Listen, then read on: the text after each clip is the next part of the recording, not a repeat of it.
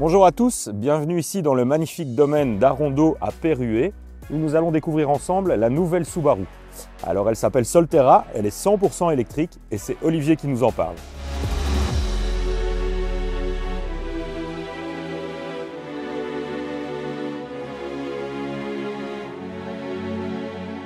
Bonjour Olivier. Salut Cédric. Et on est bien ici avec la nature en arrière-plan, le soleil, ça nous change un peu de notre parking. Hein. Ah oui, on est au domaine d'Arondeau, donc c'est un domaine avec un beau petit château et avec beaucoup de soleil qui met bien en valeur la couleur de cette voiture. Alors est-ce que... Oui, alors justement j'allais te dire, moi Subaru, pour moi le rouge c'est pas vraiment Subaru, Subaru c'est plutôt bleu, voilà. avec jaune, les voitures de course, Colin McRae, tout ça.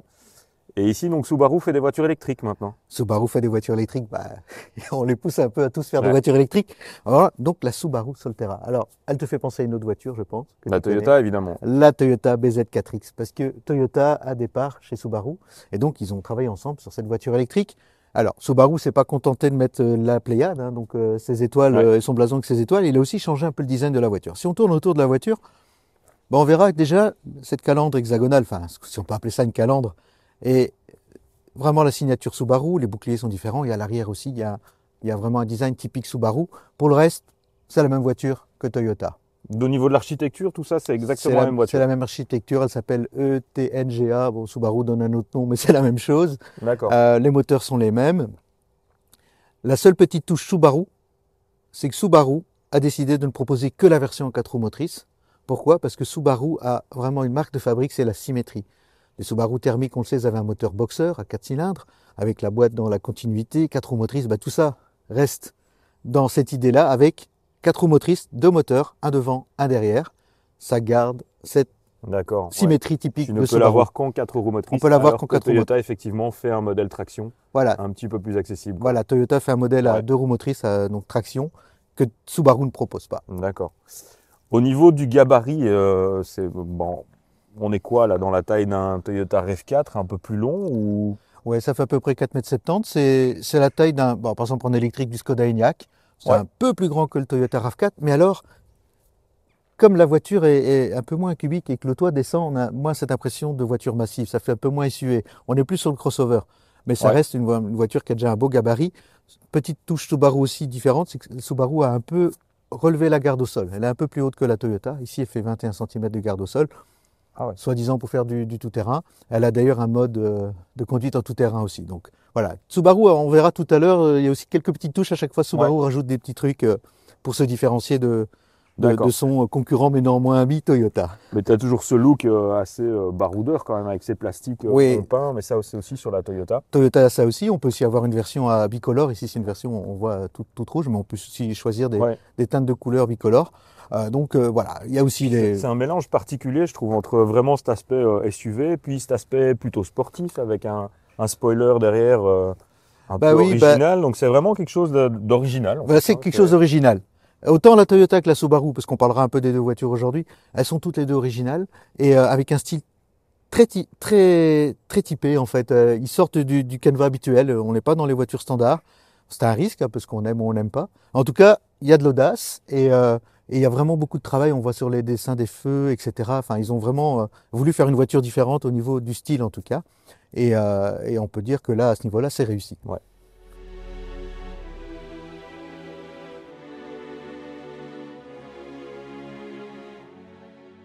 Bon Olivier, parle-moi un peu de la technique. Moi, je veux tout savoir sur cette voiture. Alors, première chose, on l'a déjà dit, il y a 2 moteurs. D'accord. Moteur synchrone à aimant permanent de 80 kW. 2 x 80, 160. 160 kW, ça nous fait donc en chevaux un peu plus de 200. Un peu plus de 200, exactement. 218 chevaux. D'accord. C'est pas mal, mais en même temps, le poids de la voiture, il est quand même assez élevé. C'est une voiture électrique, donc elle est lourde. Elle fait un peu plus de 2 tonnes. Voilà, avec la batterie. Avec la batterie. Forcément. Alors la batterie, parlons-en justement, elle fait 71,4 kWh, mais ce qu'on appelle en charge nominale, donc 64 vraiment utile, 64 kWh. Exploitable. Exploitable, voilà, c'est ce qui sert pour la propulsion du véhicule. D'accord. Alors, au niveau des chargeurs intégrés en courant alternatif 11 kW. Au début, ils avaient fait moins, mais puis ils se sont dit non, on va peut-être mettre le 11 quand même. Et puis en charge rapide, 147-150 kW. C'est pas mal, mais en même temps, chez les Coréens, type Kia, Hyundai, on est à 220. On est à plus de 220, mais chez les Coréens, c'est du 800 volts. Ici, on a une architecture à 400 volts. Ce D'accord. qui explique qu'ils sont limités. 150 kW, quand tout va bien, ça permet de quand même charger la voiture en 40 minutes, hein, quand elle est vraiment, vraiment à bout de souffle. Mais bon, on sait que les bornes électriques parfois nous font de mauvaises surprises. Je l'ai encore eu tout à l'heure, hein, on n'était pas à 150, ça c'est sûr. D'accord. Ouais. Mais au niveau de l'autonomie officielle est 450-460 km en fonction des versions qu'on a choisies. Dans la vraie vie, on va dire 350-400 en fonction des conditions et du type de route. Ça permet quand même de faire un bon trajet sur autoroute.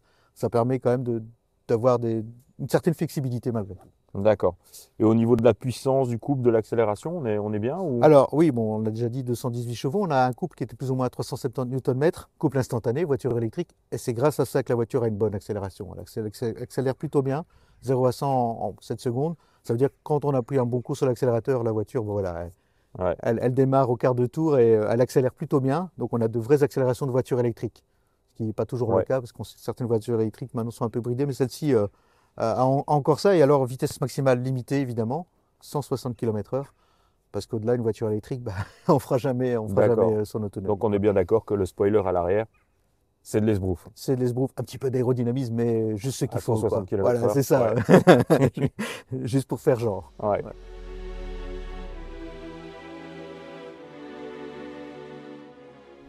Bon, alors comme l'extérieur, l'intérieur est quand même aussi assez original hein, dans la Solterra. Ça, c'est vraiment pas le genre de tableau de bord qu'on voit souvent. Hein. On a aussi cette impression d'être très loin du pare-brise, hein. Ça plonge assez loin, l'écran est assez loin aussi. Ouais. On a aussi un peu des petits voyants ici. C'est un poste de conduite un peu futuriste avec vraiment cette vue plongeante vers les combinés qui sont placés très loin du volant. Voilà, c'est ça. Le petit volant aussi, non? Un petit volant, alors parfois le cerceau du volant a tendance à aller cacher une partie de l'écran. Un peu comme chez Peugeot alors. Voilà, il faut bien le régler, quoi. Il faut bien le régler pour qu'on puisse voir des informations essentielles. Ouais. Et alors, il y a tellement d'espace ici, je me dirais, je pourrais presque ranger une trottinette pliante tellement il y a de l'espace. D'accord. Par contre, je vais te demander de me trouver la boîte à gants. Ouais, il n'y en a pas. Hein. Il n'y en a pas. Il n'y a pas de boîte à gants. On ne comprend pas pourquoi. Ouais, c'est-à-dire que tout ce qu'on met d'habitude dans la boîte à gants, il faut trouver d'autres endroits. Il y a un bac ici, il y a le coffre évidemment. T'as un gros bac ici en dessous du tunnel, quoi. Mais bon. Ouais, c'est dommage. C'est dommage parce qu'on a tendance en général à poser les affaires dans la boîte à gants, c'est facile d'accès, etc. Donc c'est un peu surprenant. Sinon, pour la finition, j'ai envie de dire, c'est pas mal. Hein. En textile comme ça, oui, ça a bel aspect, quoi. Ça a bel aspect. Et puis on a de l'espace aussi. On a de l'espace et on a aussi, pour le multimédia et le confort, on a quand même un bel écran qui fonctionne bien avec des menus qui sont clairs. Donc ça, c'est pas mal. Et ça, c'est ce qu'on retrouve aussi sur la Toyota. Maintenant, il y a des petites choses qu'il y a dans la Subaru qu'il n'y a pas chez Toyota. Première chose, les palettes au volant pour régler la régénération au freinage. Ah d'accord, oui, c'est vrai. Donc ça permet de pouvoir moduler la puissance de freinage lorsqu'on lâche le pied pour régénérer de l'électricité. Donc là, on peut moduler, c'est pratique. Et dans les modes de conduite, on a un mode Power qu'il n'y a pas chez Toyota. D'accord. Voilà, donc ça, c'est les deux particularités de Subaru. Pour le reste, c'est la même chose que la Toyota BZ4X. Et il y a notamment aussi le système de surveillance du conducteur, donc qui nous rappelle à l'ordre. Ça, c'est les petits capteurs qu'on voit ici derrière le volant, alors. C'est ça, les petits capteurs qui sont Ils là. te surveillent en permanence. Mais surveillent trop et parfois fait des remarques qui n'ont pas lieu d'être parce que a priori, on regarde la route, on a les mains sur le volant, on ne comprend pas toujours pourquoi la voiture se plaint. Voilà. D'accord. Au niveau de l'espace, là, je disais, on est plutôt bien mis ici. Et derrière, c'est aussi le cas. Hein. Oui, notre caméraman ici, il a pas mal de place. Il y a pas mal de place. Notamment aux jambes. Il y a du bon un bel empattement, 2,85 m d'empattement. D'accord. Il y a de quoi voir venir. Donc ça, au niveau de l'espace de vie à bord, c'est pas mal. Pour le coffre, on doit compter que sur le coffre arrière. Il n'y a pas de coffre à l'avant pour mettre les câbles. Ça n'existe pas dans cette voiture. Tout se met derrière. Tout se met derrière. Mais il y a un volume correct ou... Il y a un volume correct, mais bon, le sac avec les câbles, ça prend toujours de la place. Il se trimballe toujours un peu. Ouais. Bon.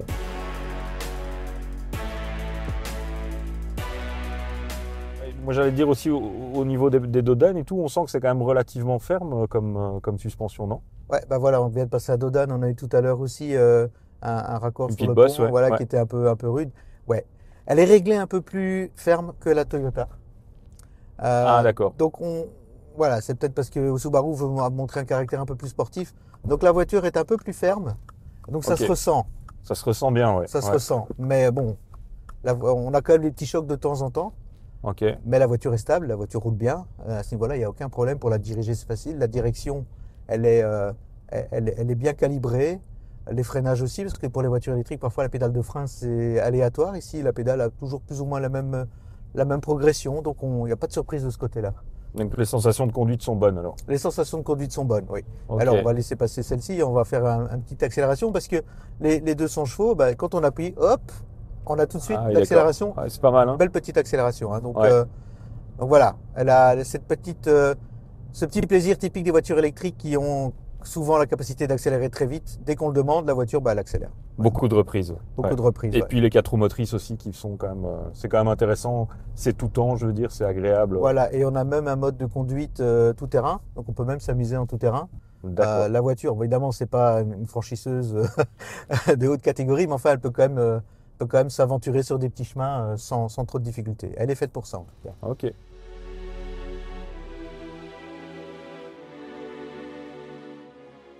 Aujourd'hui, on sait qu'il fait un peu froid, tout ça, donc c'est pas vraiment l'idéal pour essayer une voiture électrique, on Non, est d'accord. on C'est est pas là d'accord. qu'elles sont le plus efficientes. Mais tu as consommé combien avec la Solterra? Alors, ça dépendait. Sur l'autoroute, là, quand je suis venu ici à 120 cruise control, j'étais entre 22 et 25 kWh au 100 km. La moyenne qu'elle me dit, là, l'ordinateur de bord, c'est 20 kWh, mais hier, j'ai pu rouler sur les petites routes tranquilles, j'étais à 17-18. D'accord, donc Donc, ça c'est mieux, mais bon, 20-25, ça fait quand même beaucoup. ça fait beaucoup parce que si on cherche une bande rapide sur l'autoroute à 80 centimes à peu près, hein, c'est plus ou moins les prix, ben on est entre 16 et 20 euros pour faire 100 km. Ouais. Du coup, tu es comme si ta voiture consommait, comme si avec une voiture thermique, tu consommais environ 10 litres, quoi. Voilà, Donc, environ 10 litres. Alors heureusement, on ne charge pas toujours sur les bandes rapides. On a aussi les bornes lentes qui sont moins chères à 40 centimes, voire 50 centimes. Et puis on a évidemment ouais. la borne à la maison, si on l'a à la maison, et surtout si on a des panneaux solaires. Là, on peut diminuer, on peut diviser par 4 ou 5 en fonction de son équipement. Et là, on arrive à des prix beaucoup plus intéressants. Ouais, c'est toujours là qu'est la clé, évidemment, c'est la recharge Voilà. et la manière dont tu La la voiture remplis. électrique, il faut la recharger au maximum là où c'est le moins cher, au travail, si on a la chance de pouvoir le faire, à la maison en tout cas, et limiter l'usage des bornes, surtout les bornes rapides. Ouais, bien sûr. Alors, il y a le prix de la voiture aussi. Alors, j'allais t'en parler, on est à combien là pour... Parce que c'est ça aussi le problème des voitures électriques. Voilà. Alors, celle-ci, telle qu'elle est là, pour l'instant, Subaru en Belgique propose la Solterra avec une seule version qui est à 65 000 euros. Mais, Pas à porter toutes les bourses, hein, j'ai Non, envie de dire. En non, tout c'est- cas, celle d'un particulier, hein. voilà. Mais si on veut la même en 4 roues motrices chez Toyota c'est 70 000 euros. D'accord. Donc, la Subaru est moins chère. Par contre, on l'a déjà dit, Toyota propose une version 2 roues motrices qui, elle, est à 60 000 euros, avec D'accord. la même batterie. Pour ça, c'est toujours la batterie de 71,4 kWh. Donc, Subaru se positionne juste entre les deux. C'est un peu plus cher que la BZ4X de base, mais un peu moins cher que la BZ4X 4 roues motrices. Elle D'accord. est vraiment pile au milieu. Et au niveau garantie, parce que on sait que Toyota est quand même très fort là-dedans. Alors, Toyota propose une garantie de 10 ans à condition de faire les entretiens chez Toyota. D'accord. Sinon, c'est 3 ans. Subaru propose 5 ans et 150 000 km. D'accord. Donc c'est quand même acceptable. C'est vraiment pas mal. Voilà, le choix se fera évidemment sur le design, sur D'accord. la proximité d'un concessionnaire, parce que Subaru a quand même un réseau moins étendu que Toyota. Bien sûr. Et puis bon, il y a des options, des couleurs, etc., un peu différentes aussi. Voilà, ça c'est un choix qui se fera entre Toyota et Subaru. Il n'y a pas que le choix du prix, il y a aussi le choix de la proximité et de ce qu'on veut vraiment avec sa voiture. Ok.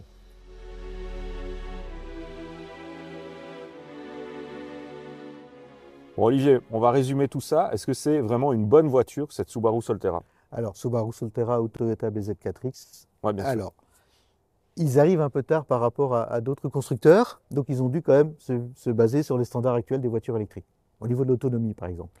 À ce niveau-là, on peut dire qu'ils réussissent à avoir une voiture qui a une autonomie suffisante par rapport à la concurrence. Alors, on sent aussi qu'il manque un petit quelque chose. C'est la première voiture électrique pour Subaru et pour Toyota La première voiture électrique à batterie, à batterie. parce qu'ils ont déjà une voiture à pile à combustible. Voilà, ils ont déjà une voiture à pile à combustible, à hydrogène, mais la clé des voitures électriques, c'est pas le moteur, c'est pas la batterie, c'est la gestion de l'énergie dans la batterie pour transmettre D'accord. l'énergie au moteur et faire tourner la voiture. Donc c'est là, c'est du travail de logiciel en fait. C'est là où il y a encore, je pense, un peu de travail, et même aussi au niveau de la charge, est-ce que ce serait pas mieux de passer en 800 volts, etc. En tout cas, on sent que Toyota est un constructeur qui maîtrise son sujet. C'est un constructeur automobile, il sait faire des voitures, il sait se lancer des défis, il peut les réussir, mais voilà, c'est pas une mauvaise voiture, mais Il manque un peu ce petit grain de fraîcheur en voilà, fait. Donc, voilà, ces petits grains d'innovation, de petits trucs en Ouais, plus que les ouais. autres n'ont pas. Elle a les inconvénients que ont toutes les voitures électriques, mais elle a aussi ses avantages au niveau de l'agrément, de conduite, du silence, etc. Voilà, c'est un bon premier essai. Ça veut dire que, franchement, s'ils continuent sur cette voie-là, ils vont très vite arriver à avoir des bonnes voitures électriques, comme le font les Coréens, par exemple, qui sont comme devenus maîtres en la matière maintenant. Et donc j'ai beaucoup d'optimisme pour Toyota et Subaru à ce niveau-là. Je te pose une dernière question piège. Subaru ou Toyota? Ah, alors, je trouve la Subaru un peu plus jolie. On est d'accord. Hein. On est d'accord. Et bon, et en plus, il y a ce petit grain de folie qui dit ouais, moi je roule en Subaru. Ah, c'est quoi une Subaru? Parce que c'est pas une marque qui est connue de la plupart des gens. Donc, au moins, on se démarque encore plus qu'avec la Toyota BZ4. Mais en bleu, hein, comme celle d'époque. Ouais, en bleu. Avec des jantes en or, peut-être? Non. Non. N'exagérons pas. Merci Olivier pour toutes ces informations. Merci à vous de nous avoir regardés. Si vous avez aimé cet essai, vous en trouverez d'autres sur notre chaîne YouTube. Et puis je vous rappelle l'adresse de notre site internet monitorautomobile.be où vous retrouverez tous nos essais, toute l'actualité automobile, des conseils, un tas d'informations à suivre bien sûr. Bye bye!